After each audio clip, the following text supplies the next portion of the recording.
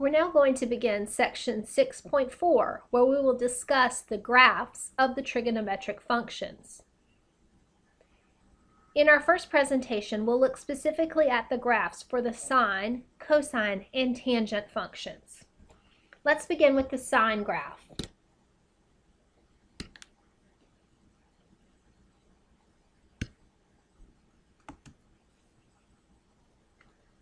So in order to graph the sine function, what we need to do is come up with a table of values.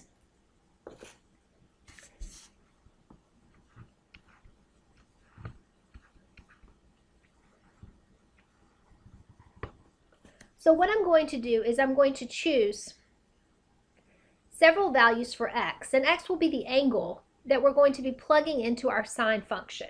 So we're going to graph the function y is equal to sine x,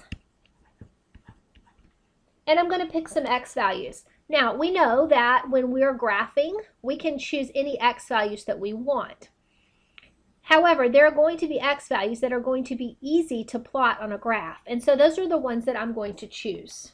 We're going to look at 0, at pi over 2, at pi, 3 pi over 2, and 2 pi. And so note that the angles that I have chosen are the angles that lie on the x and y axis of our graph. Now, let's look at what the y values will be for each of these angles. So, for example, I'm going to begin by plugging a 0 in for the x.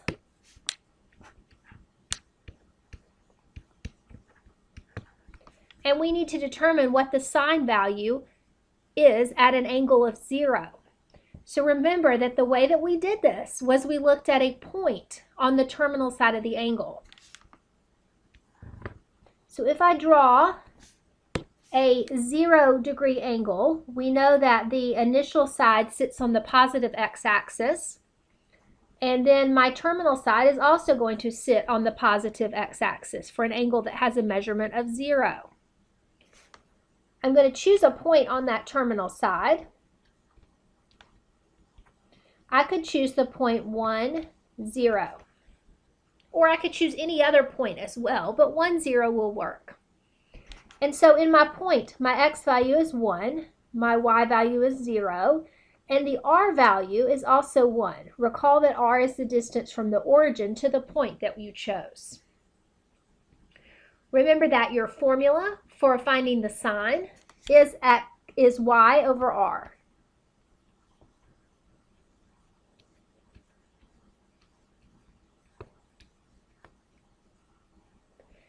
And so we'll plug in our y value, which is 0, and our r value, which is 1, which tells us that the sine at 0 is also equal to 0. So I'm going to go ahead and put that in my chart.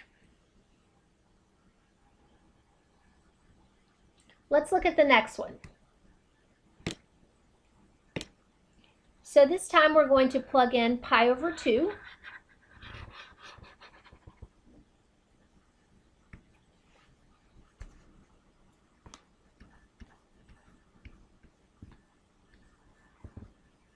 We'll draw our angle.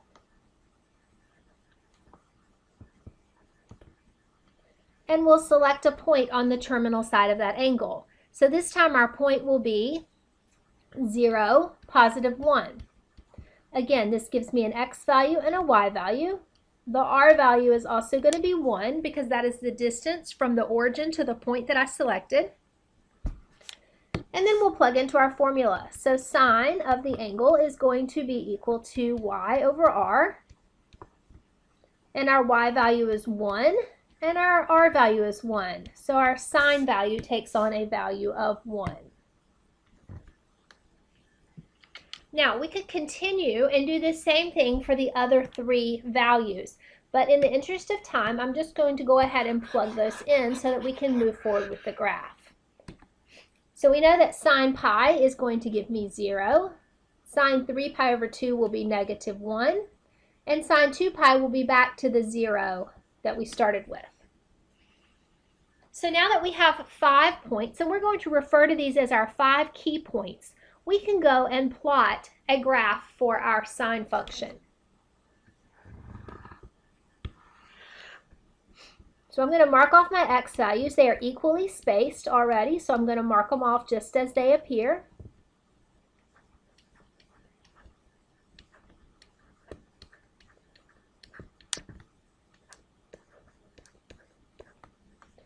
Note that the y values stay between 1 and -1.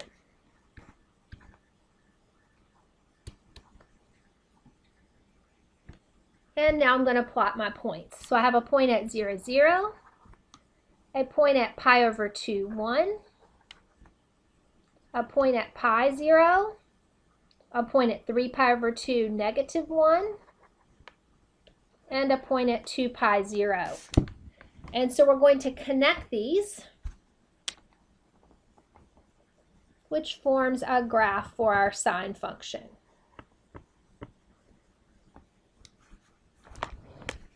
Now, what you want to keep in mind, 2 things. One is that this is only a piece of the graph of the sine function. If we were to continue our x-axis out in this direction, then we know that our graph would continue in this same pattern. Right? Remember that the sine function is going to just repeat in the same pattern. Likewise, if we come back to the left and extend our x-axis more out this way, then our graph would repeat there as well. Okay, and so keep in mind that we're only looking at a particular part of the graph, not the entire graph. The entire graph is infinite, so we cannot draw the whole thing. All right, and the other thing that you want to point out is that the graph is a periodic graph, which means that within a certain framework, the graph starts to repeat itself. So what I have drawn on the screen is one period of the graph. And so you will see in your homework them asking you, what is the period of the graph that you just drew? And what they're asking you is, how far do you have to draw before you start to repeat yourself? So this graph has a period of 2 pi, meaning that if I start at 0, by the time I get to 2 pi, I haven't had any repetitions on the graph, and I'm about to start a new cycle of the graph. For example, if I continue past 2 pi, my graph comes up, and this part right here that I'm drawing, this part, is a repetition or a repeat of this part. And so once I get to 2 pi, I can stop because we would simply be repeating ourselves if we went any further.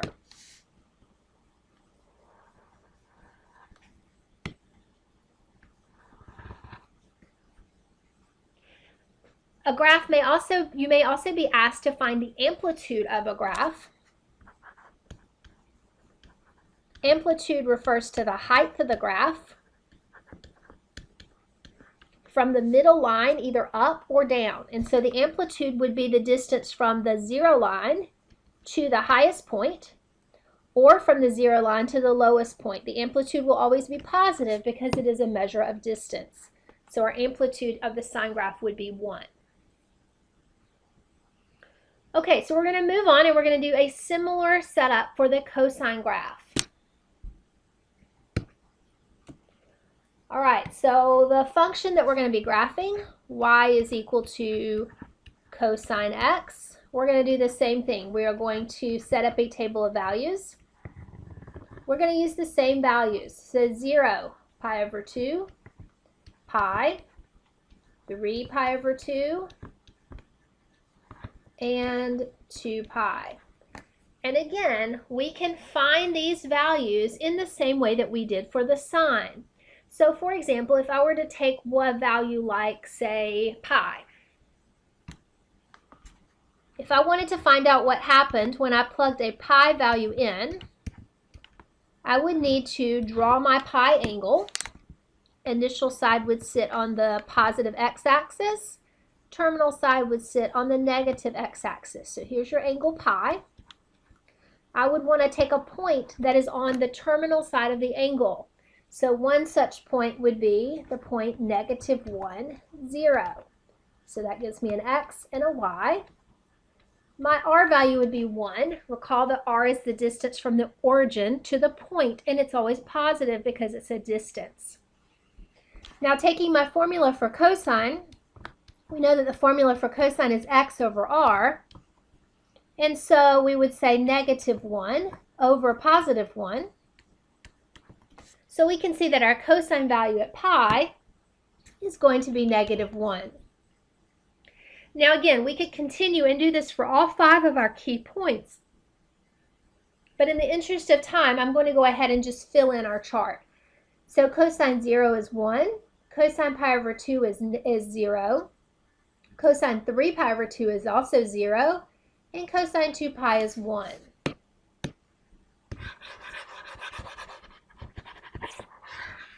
All right, so let's draw our graph. We're going to mark off these 5 x values, our 5 key points. 0, pi over 2, pi,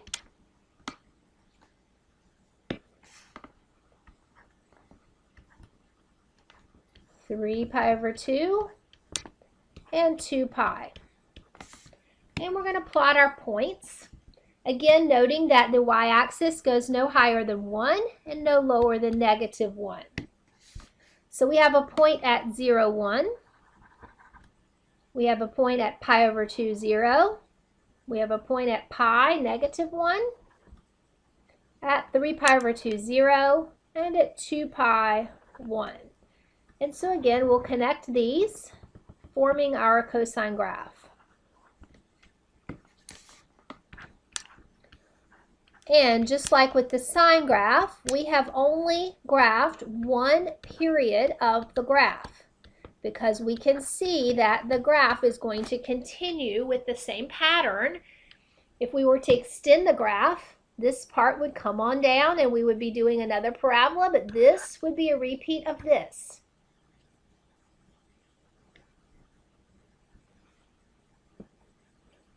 And so we know then that the period, if we start at 0 and end at 2 pi, we will have included every possible value, that everything else is simply going to be a repeat of the first. So our period is 2 pi on the cosine graph, just like as it was on the sine.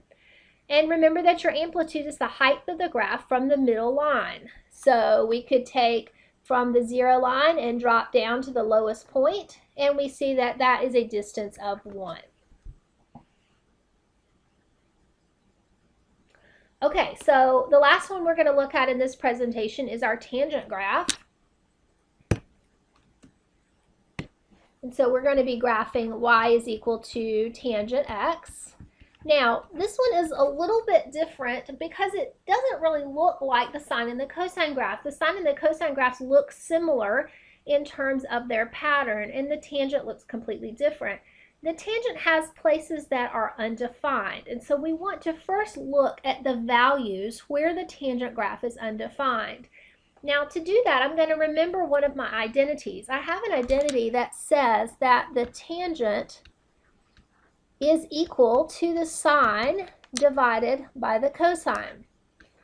And so keep in mind that if you have a fraction and you have a 0 in the denominator of that fraction, it's going to produce an asymptote on the graph. An asymptote would be a place where the graph is undefined, and the graph will be undefined where your fraction is equal to 0 in the denominator. So what I'm trying to do here is I'm trying to figure out, first of all, where are the asymptotes of this graph?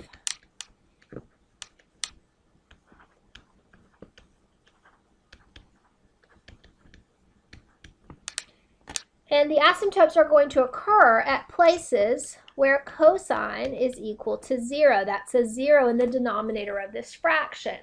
So where is cosine equal to 0? Well, let's go back to our cosine graph and take a look.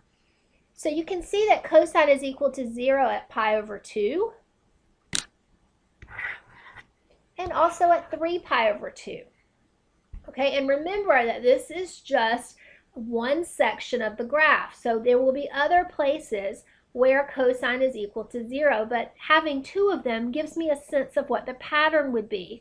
If I have a 0 at pi over 2 and another 0 at 3 pi over 2, I would expect another one at 5 pi over 2, another one at 7 pi over 2. So the odd multiples of pi over 2 should produce the zeros. Okay, so I'm going to go ahead and make myself a note that this is going to happen at pi over 2, at 3 pi over 2, and so forth. So when I draw my graph, I want to draw my graph with an asymptote at pi over 2 and at 3 pi over 2. Okay, so let's look at this. So I'm going to go ahead and start marking things off. We've got 0, pi over 2. I'm using the same 5 points that we had before for the other two graphs.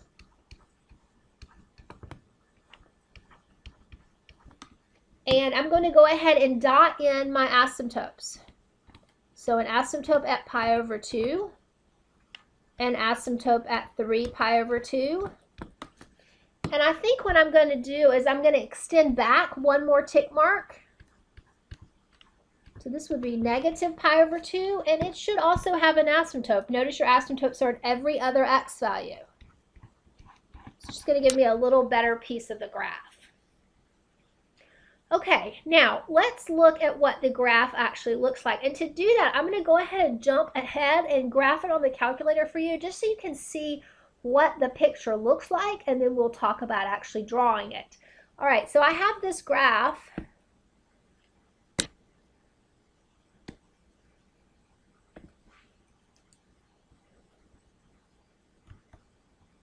Already entered into my calculator, and I'm just going to show you the picture of it real quick so you can kind of see what we've got. The straight vertical lines on the graph, those are your asymptotes. So you can see that we do have the asymptotes occurring at every other tick mark. And look at the shape of the graph in between. The graph sort of takes on this kind of S-shaped curve to it.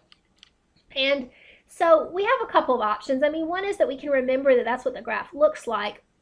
The other is that we could choose a point or two just to help us denote how that graph is going to go. And I think that's what I'm going to do just to show you how that works. So I'm going to come in, and on my table of values, I'm going to select something that I think will be easy for me to plot. So I think I'm going to look at pi over 4.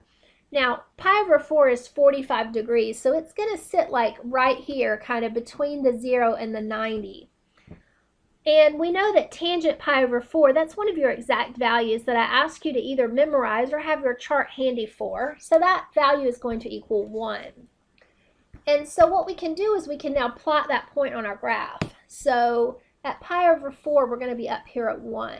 And usually even just 1 point, armed in conjunction with the knowledge that the graph sort of has that S shape to it, is usually enough for students to be able to come in and sort of sketch that graph out. So we know that this part's going to look something like this, and then it's going to flip around and come down.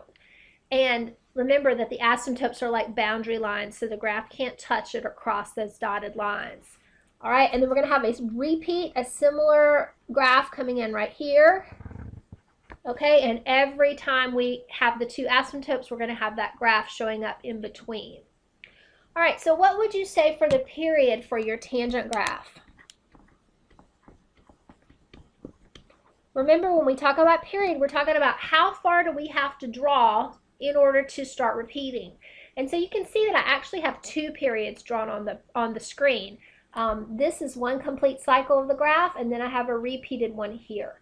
So how far is it from start to finish?